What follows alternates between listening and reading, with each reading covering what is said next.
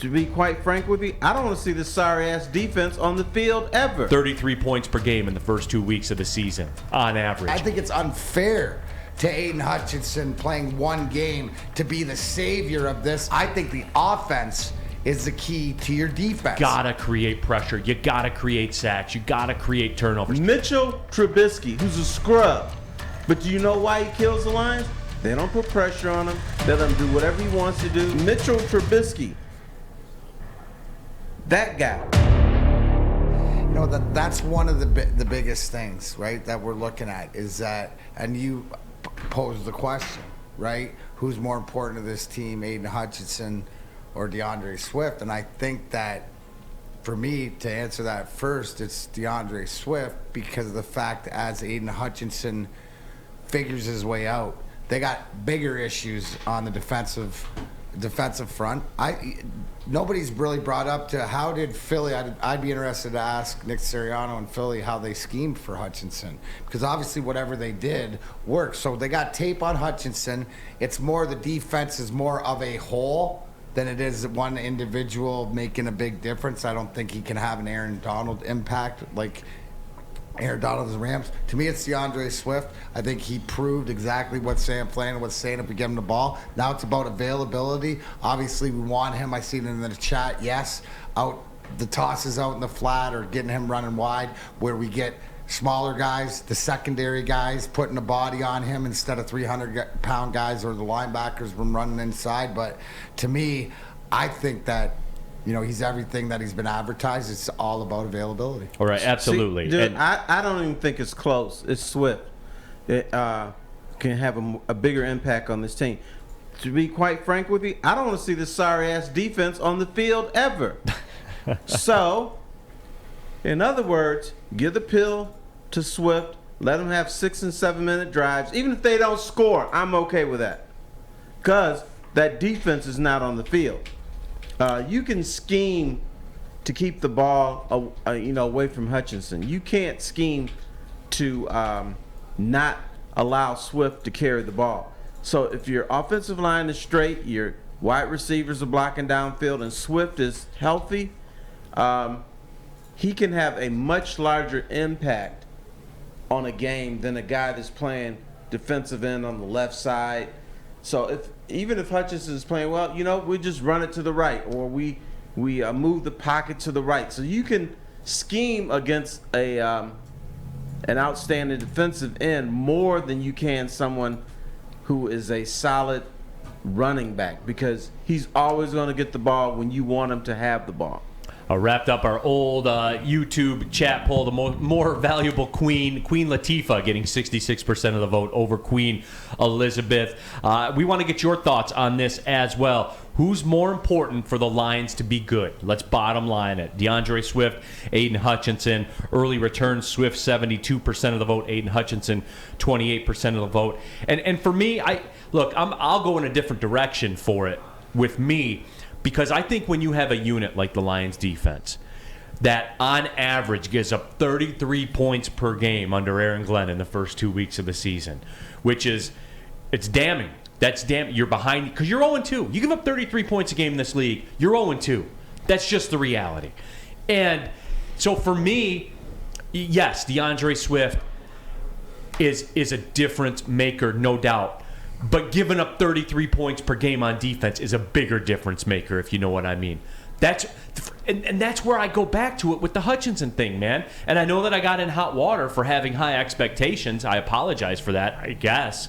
But he's got to have a bigger impact. And look, I don't usually like to do that where you kind of wrap it around and have qualifiers on the question and stuff like that. This unit, as I just said, 33 points per game in the first 2 weeks of the season on average. That's got to be better. But before you talk about Swift and running the football and all that kind of stuff, I think the Lions' offensive line has a potential to be great. One of the top offensive line units. I think they can make it work with anyone. And to some degree, we saw that last year where it didn't matter who they put in there at the running back spot. They had success. Hutchinson is such a key component to what ails this team right now. And at 33 points per game, and again, that's not what I think. Go add up the numbers yourself. He has to. Yeah, but the 33, aren't we talking about? It's in the passing game. It's in the linebackers. It's stopping a quarterback. Right. I'm on board with Terry because the offense of what you have with this is to control the clock. Absolutely, things they didn't do. You look at the first drive, they go down and they look like world beaters on the first drive, and then they get the next three possessions, they go 3 and out. They got to be better. That could be part of their defensive scheme. Should be keeping the ball on offense and using guys like Swift or Williams or whoever it is to keep the ball for time possession to keep their defense off the field. I don't think they're in a spot. I think it's unfair to Aidan Hutchinson playing one game to be the savior of this.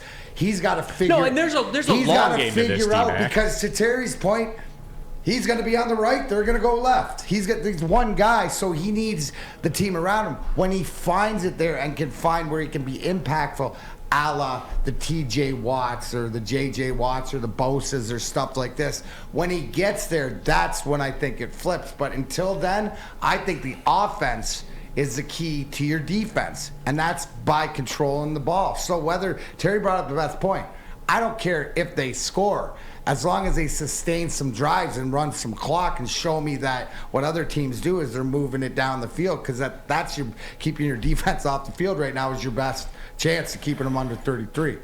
Again, but doesn't that show what a desperate situation we are as a sports base here in Detroit?